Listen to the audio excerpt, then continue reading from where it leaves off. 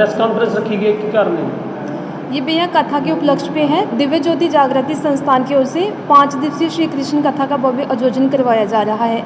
ये 21 से 25 अगस्त तक ये कथा चलेगी और इस कथा के माध्यम से हम समाज को हम जागृत करना चाहते हैं। और आज इस समाज के अंदर देखा जाए तो कितने अधर्म, कितना पाप बढ़ चुका है और इस कथा के माध्यम से हम प्रत्येक मानव को जागृत करना चाहते हैं कि जो जीवन का उद्देश्य है, जो लक्ष्य है, वो ईश्वर को प्राप्त करना है। और समय समय पर जब संत महापुरुष इस संसार के अंदर आते तो प्रत्येक मानव को जागृत करते हैं।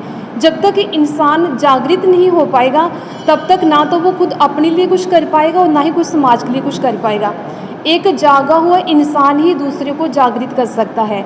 और दिव्य ज्योति जागृति संस्थान की ओर से जो ये श्री कृष्ण कथा का भव्य आयोजन करवाया जा रहा है, इस कथा के माध्यम से इंसान के भीतर शांति और विश्व में क्रांति केवल ब्रह्म ज्ञान के द्वारा ही संभव है। और हम सभी का ये प्रयास है कि इस कथा के माध्यम से हम सभी को संदेश देना चाहते हैं कि सबसे ये अनुरोध है कि इस कथा को श्रवण करने के लिए जरूर आएँ और अपने जीवन को कृतार्थ करें। और हमारा यही प्रयास था और इसी के साथ ही हम ये कथा का आयोजन करवाने जा रहे हैं। इस कथा के वाचक कौन होंगे और क्या समय रहेगा? इस कथा का जो समय है वो रात्रि 7 बजे से लेकर 10 बजे तक है। और कथा का जो वाचन करने आ रही हैं वो साध्वी कालिंदी भारती जी हैं, जो देशों विदेशों में से कथा करती हुई आपके इस धूरी शहर में वो पधार रही है।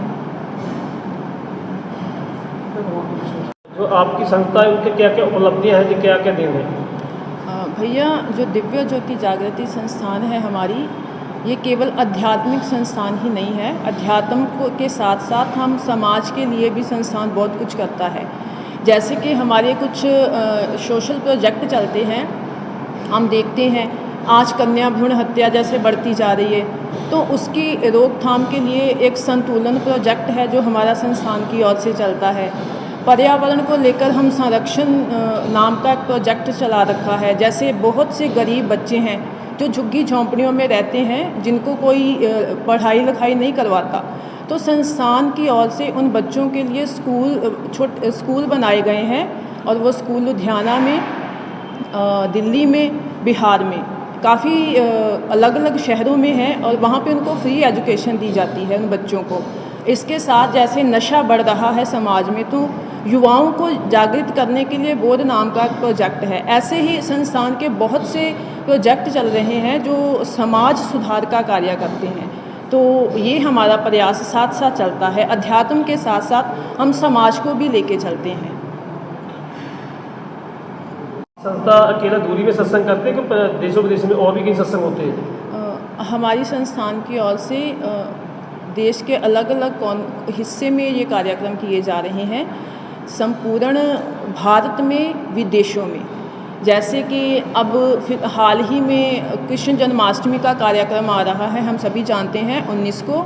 तो संस्थान की ओर से बहुत बड़े स्तर पर दिल्ली में ये कार्यक्रम होने जा रहा है, जिसका YouTube के ऊपर लाइव होगा रात्रि 7:30 से 12 बजे तक। आप घर बैठे भी इस कार्यक्रम को देख सकते हैं। इसके अलावा जैसे यहाँ धूरी शहर में कथा चल रही है, होने जा रही है, ऐसे ही बठिंडा में भागवत होने जा रही है, समाना में हमारी श्री राम कथा होने जा रही है।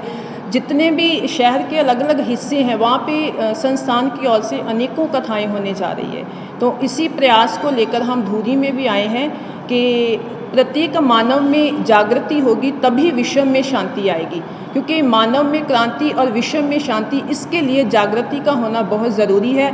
जब तक एक व्यक्ति मन से नहीं जागेगा तब तक समाज में बदलाव नहीं आ सकता। और यही एक प्रयास दिव्य ज्योति जागृति संस्थान कर रहा है। संस्था की तरफ से कोई संदेश जी?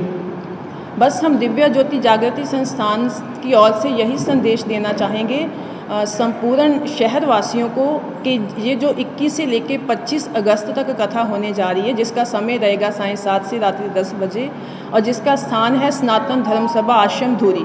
तो हम चाहते हैं कि सभी अपना समय निकालकर इस कथा में ज़रूर पहुँचे, क्योंकि भगवान श्री कृष्ण की दिव्य अनुकंपा से ये कथा होने जा रही है।